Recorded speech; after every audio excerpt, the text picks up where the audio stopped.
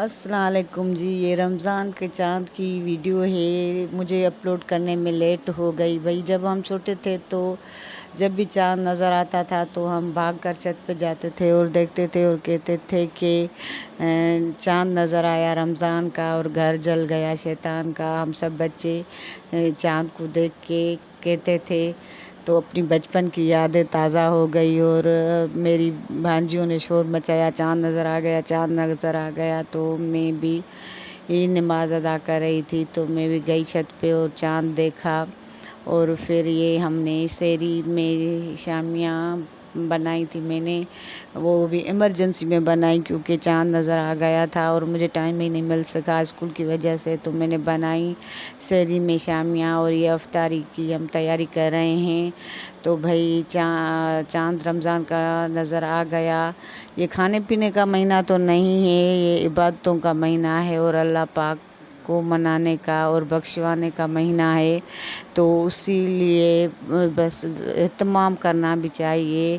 اور یہ چنے کی چاٹ ہم بنا رہے تھے تو مجھے یہ ولاگ اپلوڈ کرنے میں ٹائم لگ گیا، لیکن یہ ماشاءاللہ سے میرا روزہ بہت اچھا پہلا گزرا۔ اور سحری کرنے کے بعد ہم اسکول گئے اور اسکول کے آنے کے بعد ریسٹ کیا، اور ریسٹ کے بعد یہ ریسٹ کیا، اور جب ریسٹ کرنے کے بعد نمازیں بھی تمام ادا کیں۔ اور پھر یہ میں چنے کی چاٹ بنا رہی تھی اور افطاری کی تیاری ہو رہی تھی۔ اس میں میں نے ٹماٹر، پیاز اور چنے ابلے ہوئے اور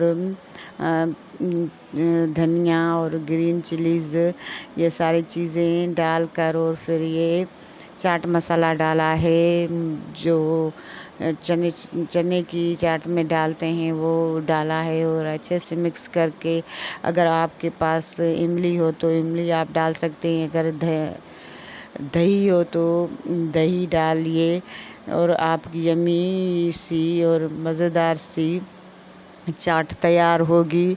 تو بھائی روزے رمضان کا بڑا شدت سے انتظار تھا اور بہت ہی عجیب سی خوشی ہوتی ہے، اور پتہ ہی نہیں چلتا، رمضان جلدی چلا جاتا ہے اور سارا سال ہم تو اس کا انتظار کرتے ہیں کہ کب رمضان آئے گا، کب رمضان کا، اور آتا ہے اور چلا جاتا ہے۔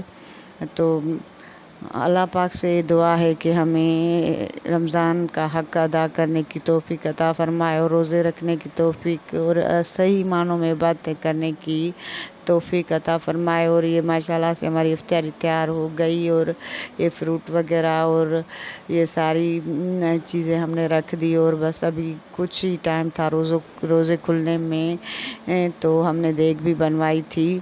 تو ابھی ہم یہ سب بھاگم بھاگ لگی ہوئی تھی سب روزے کی تیاری میں کہ ابھی روزہ کھلنے والا ہے۔ تو ایک عجیب معاملہ ہو گیا، اتنی تیز طوفانی بارش اور